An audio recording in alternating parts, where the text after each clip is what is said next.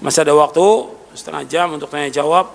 Mudah-mudahan ini bisa bermanfaat untuk kita semuanya dan bisa kita amalkan. Mudah-mudahan Allah memberikan hidayah kepada kita dan memberikan istiqamah untuk terus melaksanakan ketaatan sampai kita diwafatkan oleh Allah Subhanahu wa taala. Ya, pertanyaan nggak mungkin semua dijawab. Ya. Tentunya yang bisa saya jawab, yang tidak wallahu a'lam bishawab.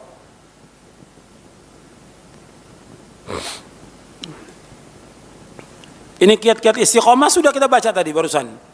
Pertanyaan ditulis sebelum kita baca. Terburu-buru nanyanya. Bagaimana sholat di masjid yang ada kuburan? Yang nggak boleh kita sholat di masjid yang ada kuburan, dilarang oleh Nabi. Nah sekarang kita nggak sholat, kita sholat di tempat yang lain, bukan di rumah.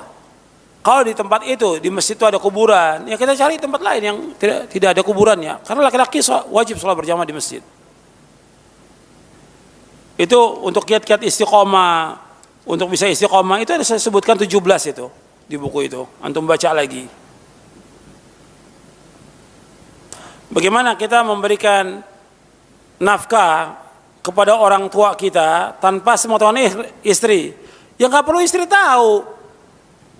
Antum sampai nikah lagi pun istri nggak tahu, nggak ada masalah.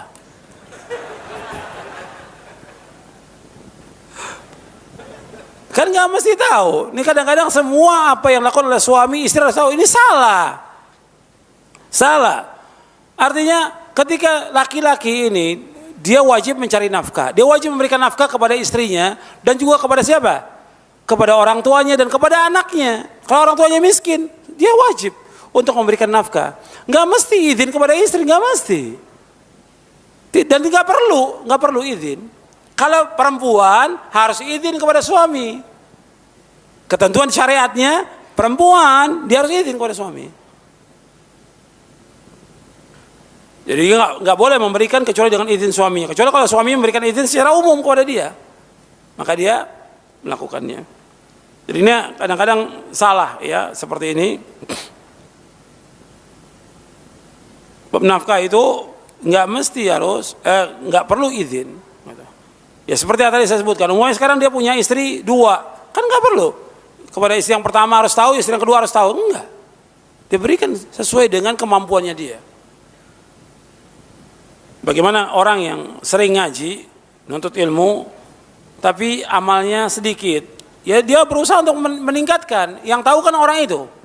Kita mungkin lihat amalnya hanya segitu, tapi kita memberikan semangat kepada orang itu. Dia harus introspeksi dirinya supaya meningkatkan. Kan kita berusaha dalam beramal ada peningkatan. Sebagaimana antum kerja ingin ada peningkatan, gaji ingin meningkat. Tapi kalau ibadah ya itu aja pas-pasan aja. Kalau dunia ingin meningkat semuanya. Tapi kalau giliran akhirat ya maunya pas-pasan itu aja. Nggak boleh. Kita ilmu harus meningkat, amal kita harus meningkat, ibadah kita harus meningkat, ketaat kita harus meningkat, iman kita pun harus meningkat kepada Allah. Makanya tadi saya sebutkan, kalau kita nuntut ilmu, usahakan dari kita nuntut ilmu kita ngaji ini, tambah iman kita kepada Allah. Selesai kajian ini, tambah iman kita kepada Allah, tambah taat kita kepada Allah. Dan mohon kepada Allah agar Allah menetapkan kita di atas Islam dan Sunnah, dan Allah menetapkan kita di atas amal-amal soleh. Bagaimana kalau saya seorang janda dan saya kurang dalam masalah nafkah dan saya minta kepada saudara saya, boleh atau tidak? Ya kalau kondisi terpaksa nggak masalah, karena dari saudara itu dia punya tanggung jawab kepada saudara perempuannya, saudara laki-laki, dia punya tanggung jawab kepada saudara perempuannya. Karena nggak dia memberikan nafkah, karena dia sebagai seorang janda, apalagi dia punya anak umpamanya, nggak dia memberikan nafkah, maka si laki-laki ini dia sebagai walinya, saudaranya ini dia membantu memberikan nafkah kepada saudara yang perempuan. Karena dia nggak mungkin untuk mencari nafkah bergaul dengan laki-laki, duduk dengan laki-laki. Maka dia diberikan oleh saudaranya, dan saudaranya harus paham bahwa dengan memberikan saudara, sanak kerabat, ganjarannya besar. Makanya ketika kita akan memberikan kepada orang lain, saudara dulu kan, sanak kerabat yang miskin. Karena Allah mengatakan wa atidal qurba haqqahu, baru apa? Wa atidal qurba haqqahu wal miskin. Dalam surah Al-Isra. Berikan sanak kerabat dulu, baru apa? Orang miskin. Sanak kerabat dulu. Yang susah dan miskin kita dahulukan, kita bantu mereka. Bagaimana kalau saya seorang pekerja, ini wanita, ibu-ibu, ingin berhenti, tapi kadang-kadang ragu. Ini sudah bagus. Justru yang terbaik bagi dia berhenti. Karena yang wajib mencari nafkah siapa? Suaminya, laki-laki yang wajib mencari, bukan perempuan. Makanya Allah ketika menyebutkan tentang keutamaan laki-laki, karena mereka memberikan apa? Nafkah. Allah sebutkan dalam surah An-Nisa ayat 34, Ar-rijalu qawwamuna 'alan nisa bima faddalallahu ba'dahum 'ala ba'd wa bima anfaqu min amwalihim. Laki-laki sebagai pemimpin bagi wanita dengan sebab Allah utamakan mereka sebagian dan yang kedua dengan sebab mereka mencari nafkah, memberikan nafkah kepada istrinya. Bagaimana dengan penuntut ilmu yang sekarang ini sibuk dengan handphone, ya dengan internet. Nah, ini juga banyak nih yang mafsadahnya handphone ini atau internet dan fitur-fiturnya banyak sekali yang mafsadah. Makanya kita harus berusaha untuk menjauhkan. Banyak orang yang sesat dengan sebab itu. Banyak yang kena syubhat karena itu dengan internet. Bukan berarti dia seluruhnya tidak manfaat. Sebagian besar tidak manfaat. Sebagian kecil manfaat kalau memang dipakai untuk yang manfaat. Maka antum jangan sibukkan dengan yang seperti itu. Sibukkan dengan ilmu. Antum HP ini sibuk sebentar-bentar ngomong, sebentar HP, sebentar SMS, habis waktu. Kadang baru habis sholat mestinya zikir pegang HP. Bukan Allahumma antas salam, bukan istighfar, HP dulu.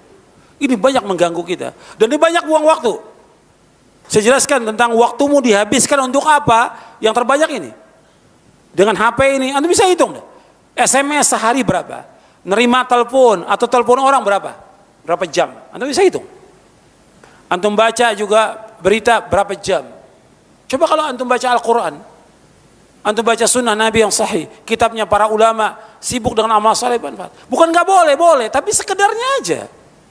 Yang ada ini banyak waktu terbuang dengan sebab itu. Ini semuanya kena ini. Yang bapaknya, yang ibunya juga, wah, luar biasa, ibunya juga di rumah sibuk dengan HP, yang neneknya juga sama sibuk dengan HP, yang anak-anaknya juga sama, karena semua dikasih HP. Akhirnya lupa ngaji, lupa baca Quran, lupa ibadah kepada Allah. Ini banyak mengganggu ini. Dan nggak sadar kita lagi digoda oleh syaitan, nggak sadar ya. Ini fitnah. Ini fitnah.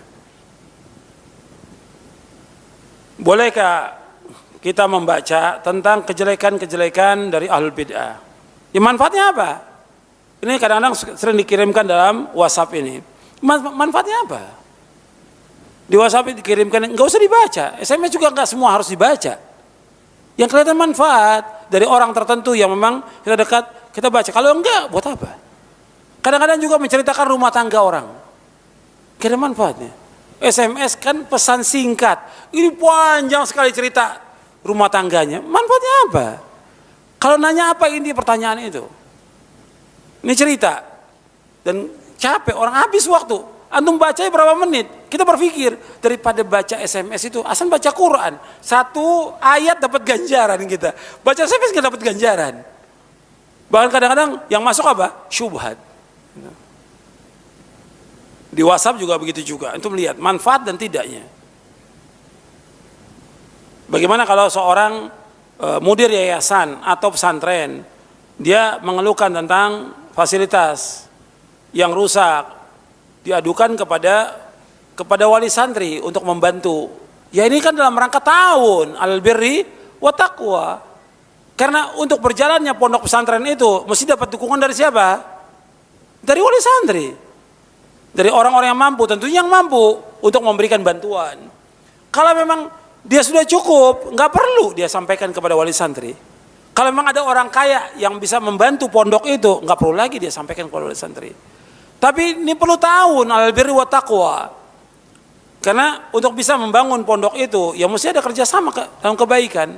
Ada dukungan dari kaum muslimin, bisa tegaknya pondok. Karena adanya pondok manfaat. Buat kita, buat anak kita, buat cucu kita, buat seluruh kaum muslimin manfaat. Kenapa kita nggak mau bantu? Apalagi yang jelas pondok-pondok salaf, bantu. Dan ganjarannya besar, kita membantu mereka. Kalau kita nggak mampu, nggak ada masalah. Karena juga tergantung kemampuan. Kita bilang bahwa saya untuk nyekolahkan anak ini saja, bayaran saya itu hanya mampu pas-pasan. Saya nggak bisa mampu, nggak ada masalah. Dan juga jangan diwajibkan oleh mudir itu semua harus nyumbang, nggak boleh. Tergantung kemampuan yang dia bisa bantu. Iman itu naik turun. Apakah tidak bertolak belakang dengan istiqomah? Iya, iman itu betul naik turun. Iman itu yazid wa yanqus, bertambah dan berkurang. Tapi kan kita berusaha untuk terus meningkatkan iman kita. Kita mau turun atau mau naik iman kita ini? Saya tanya kepada antum, kita ini mau turun mau naik?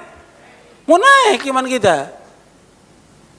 Jadi betul iman itu terkadang naik, terkadang turun. Tapi kita berusaha bagaimana untuk meningkatkan iman kita. Makanya doanya Abdullah bin Mas'ud radhiyallahu an, Allahumma zidna imanan wa yaqinan wa fiqhan. Ya Allah, tambahkanlah iman kami. Tambahkanlah keyakinan kami, tambahkanlah pemahaman kami. Kita harus berusaha untuk istiqomah. Tadi sudah saya sebutkan penjelasan para ulama tentang istiqomah dan juga hadis Nabi SAW. Artinya kita untuk berusaha untuk istiqomah melaksanakan semua amal-amal taat, tapi nggak mungkin semuanya, mesti ada kekurangan. Maka tetap berjalan dengan kekurangan itu, maksudnya meskipun sedikit tetap jalan. Untuk semua nggak mau. Sekarang gini, antum sedekah, sedekah umpamanya antum sedekah, ada orang sedekah 100.000 setiap hari, ada yang sedekah 50.000 setiap hari, ada yang sedekah 10.000 setiap hari. Kita cuma mampu 1.000 perak. Dengan kemampuan 1.000 perak kita sedekah itu rutin, itu lebih baik daripada yang 100.000 setahun sekali sedekahnya. Baikkan mana? 1.000 tiap hari, 100.000 setahun sekali, atau 1 juta tapi setahun sekali. Lebih baik mana? 1.000. Makanya terus berusaha untuk sempurna yang banyak. Antum nggak mampu, tapi continue. Seperti sholat yang tadi saya sebutkan, sholat malam 11 rakaat, nggak semua orang mampu, tapi kita harus laksanakan meskipun nggak 11, 2 rakaat, tahajudnya, witirnya 3, tapi terus continue. Itu lebih baik daripada kita tidak sama sekali. Paham? Ya.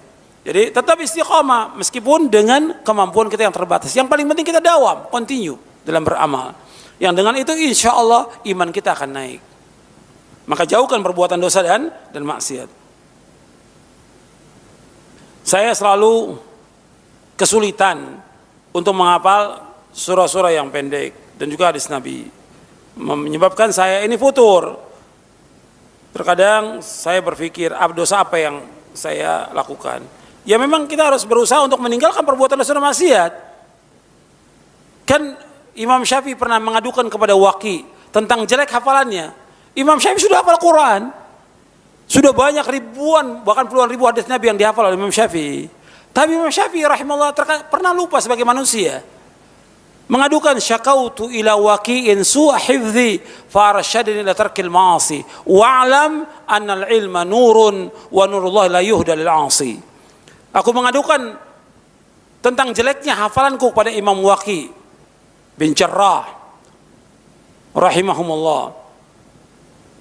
Kemudian Imam Syafi'i mengatakan kepadaku, tinggalkan perbuatan dosa dan maksiat. Karena ilmu itu cahaya, dan cahaya Allah nggak akan diberikan kepada orang yang berbuat dosa dan maksiat. Maka kita merenung, dosa apa yang kita lakukan. Ketika kita kena musibah juga demikian sama. Kita merenung dosa apa yang kita lakukan. Bertaubat kepada Allah. Tapi terus berjuang, nggak boleh kita futur, nggak boleh malas. Seandainya kita belum mampu, terus ulangi. Kan satu ayat, di sini kan ada orang-orang yang hafid, guru-guru yang hafid yang mengajarkan Quran di sini, di Masjid Al-Barakah ini. Ya satu ayat antum ulangi sampai 50 kali. Satu ayat itu ulangi 50 kali. Atau sampai 70 kali. Hafal, baru masuk ayat yang kedua, ulangi lagi. Antum belum hafal surah yang pendek, Alhaakumut Takatsur. Belum hafal, susah ngapalinnya, ulangi sampai 70 kali Alhaakumut Takatsur. Selesai hafal, baru yang kedua. Yang kedua apa? Hatta zurtumul maqabir. 70 kali lagi ulangi. Nanti terus sampai hafal. Begitu yang dianjurkan oleh para ulama. Saya ditegur oleh ikhwan karena di motor saya tidak ada stiker roja. Udahlah, saya bukan kru roja. Apakah ini termasuk apa Ustaz? Ini termasuk gulu. Ini termasuk gulu. Kita ini gulu berlebih-lebihan. Dan ini banyak berlebih-lebihan. Orang harus, yang penting antum mengambil manfaat istifadah dari kajian yang disampaikan dan amalkan. Nggak mesti ada stiker roja. Ini gulu. Nggak boleh seperti itu. Orang harus manfaat. Hatta juga umpamanya karyawan roja juga, dia harus mengambil manfaat dari kajian yang disampaikan. Jangan pakai jas kru roja, tapi nggak pernah dengar pengajian. Sibuk aja dengan ngambil gambar. Sibuk dengan ngambil gambar. Sibuk jadi panitia. Dia harus mengambil manfaat. Nanti rugi, dia seperti lilin. Dia menerangi orang tapi dia terbakar. Nggak boleh dalam Islam seperti itu.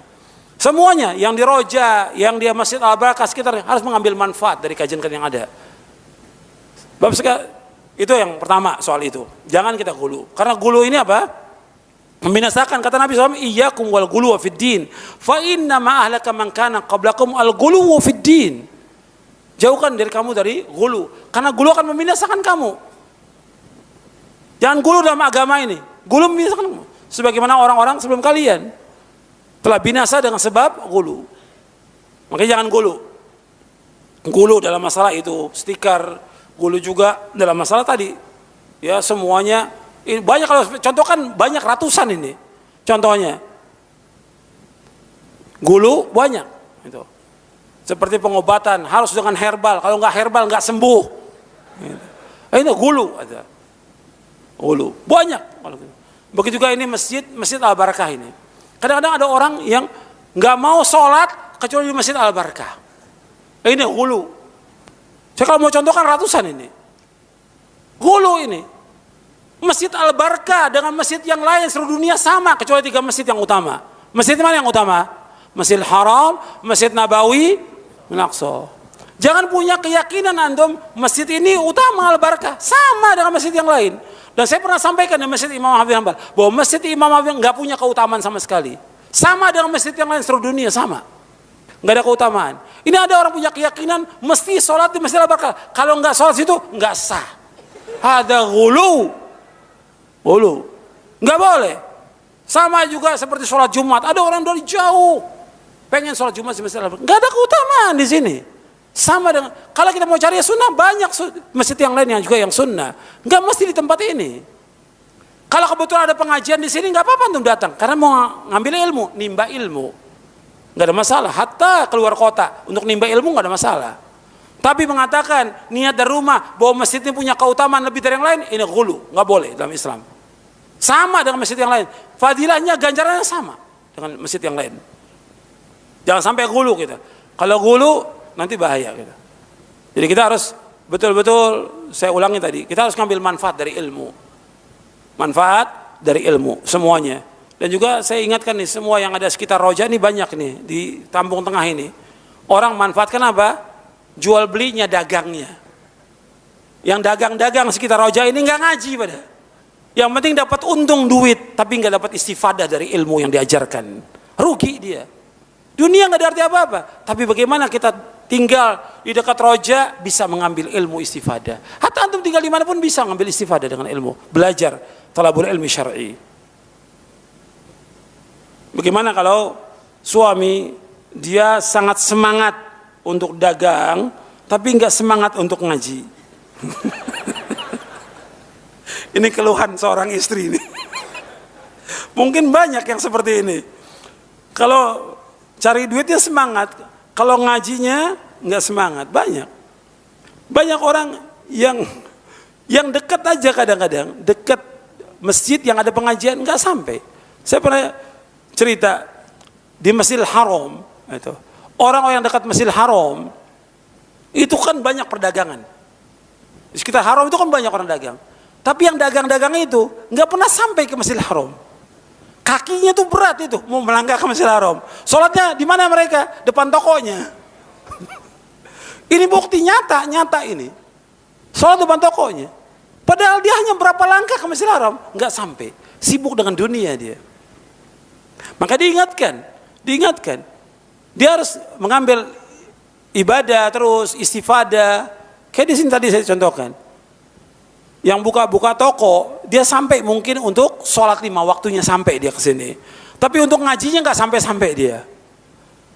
Ada nggak? Ada yang seperti itu. Maka harus diingatkan. Jadi ketika suami yang seperti itu diingatkan dengan cara yang baik. Pak, saya sudah cukup dengan bapak dagang dan alhamdulillah dagangan itu laris. Cukup udah. Sekarang kita ngaji, kita nuntut ilmu, kita baca Quran, kita mengamalkan, kita bangun tengah malam. Kita kasih semangat, seorang istri akan semangat dan doa kepada Allah agar Allah memberikan taufik kepada suaminya. Begitu juga suami berdoa kepada Allah agar Allah memberikan taufik kepada istrinya. Tolong jelaskan dalil bahwa harta anak juga merupakan harta orang tuanya. Ya ayat dalam surah, yang pertama ayat di dalam surah An-Najm.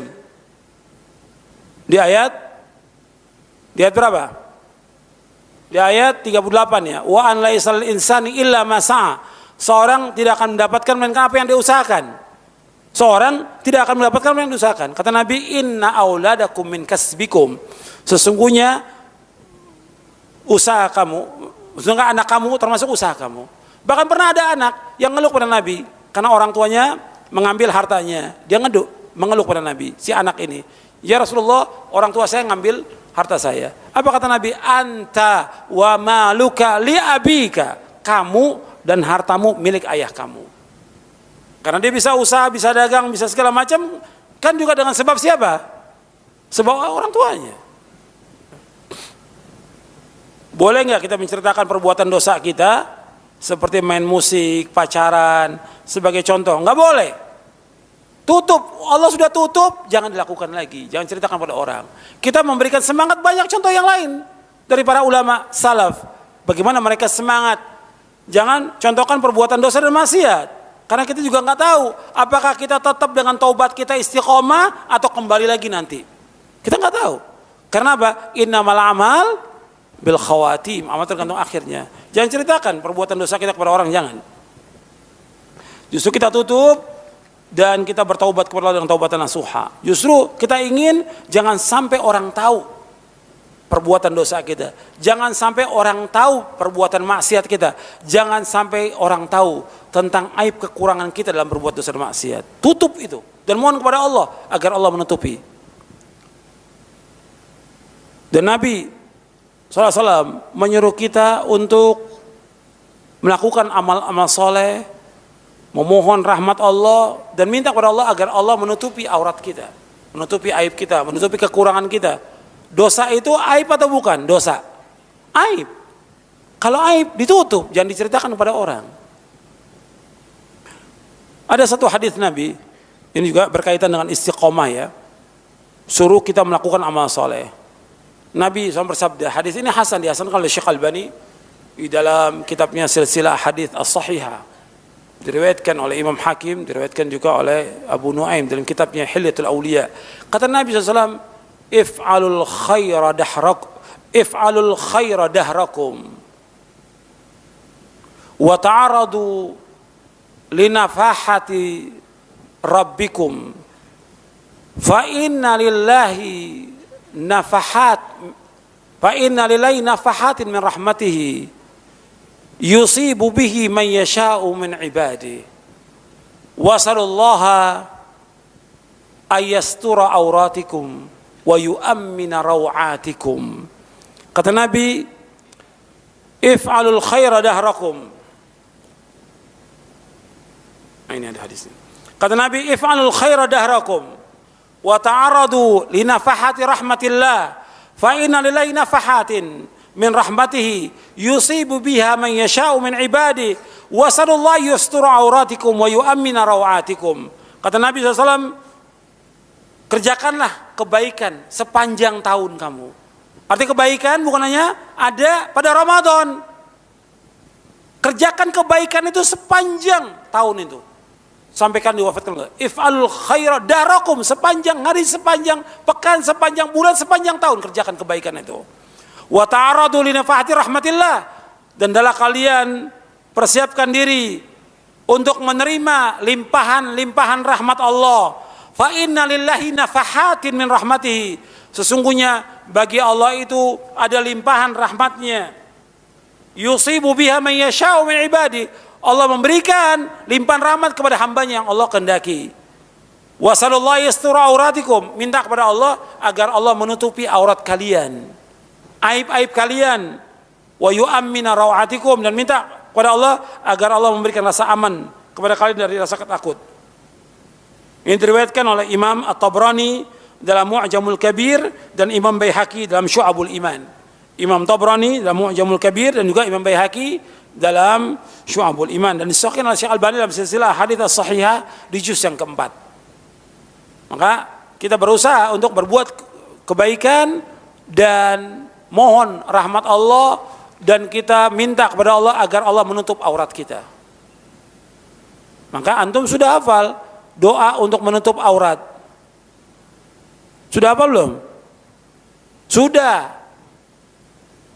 Kalau antum tidak hafal berarti antum tidak hafal zikir pagi sore. Di zikir pagi sore ada Allahumma inni as'alukal afwa wal afiyata fid dunya wal akhirah. Allahumma inni as'alukal afwa wal afiyata fi dini wa dunyaya wa ahli wa mali. Allahumma astur aurati wa amin rawati. Allahumma ihfazni min baini yadayya wa min khalfi wa an yamini wa shimali wa min fawqi wa a'udzu bi 'azamati an uqtala min tahti. Itu zikir pagi sore yang antum baca. Minta. Cuma antum belum menghayati makna dari zikir itu. Yang penting asal baca, asal bunyi. Asbun. Coba antum perhatikan maknanya, mudah-mudahan Allah menjaga saya. Makanya zikir-zikir yang antum baca itu tahu artinya, hayati artinya. Betul-betul antum mohon kepada Allah. Al-afwu wal-afiyah. Bukan asal baca, asal zikir, bukan, tapi menghayati maknanya sehingga betul-betul antum minta kepada Allah agar Allah memberikan rahmatnya kepada kita. Apabila seorang hamba sudah bertaubat kepada Allah yang dilakukannya dengan taubatan nasuha, apakah dosa itu akan diperlihatkan di hari kiamat? Ya Allah akan hapuskan. Kalau dia sudah taubat dengan taubatan nasuha dan dia istiqomah dalam taubatnya, Allah akan hapuskan dosa-dosanya. Dan Allah berjanji untuk menghapuskan dosa-dosanya. Jadi kita terus bertaubat kepada Allah dan memohon kepada Allah agar Allah menghapuskan dosa-dosa kita. Kita ini banyak zalim kepada diri kita, banyak lalai. Maka terus kita berdoa kepada Allah agar Allah mengampuni dosa-dosa kita dan Allah memberikan kita istiqamah di atas manhaj yang hak. Saya pikir cukup sampai di sini karena sudah masuk waktu zuhur dan saya mohon maaf, enggak semua pertanyaan bisa dijawab. Nanti bisa ustaz-ustaz yang lain yang dirojak yang bisa menjawab pertanyaan antum. Kalau saya cukup sampai di sini, mudah-mudahan kajian kita bermanfaat dan mendapatkan hidayah dari Allah, taufik dari Allah, mendapatkan rahmat dan barokahnya, dan mudah-mudahan Allah memberikan kita istiqamah di atas sunnah Nabi SAW, di atas Quran wa sunnah ala fahmi salaf, dan tetap demikian sampai kita diwafatkan oleh Allah dalam keadaan husnul khatimah. Wa sallallahu nabiyana Muhammadin sallallahu alaihi wasallam, subhanakallahumma bihamdik, asyhadu an la ilaha illa anta, astaghfiruka wa atubu ilaik. Assalamualaikum warahmatullahi wabarakatuh.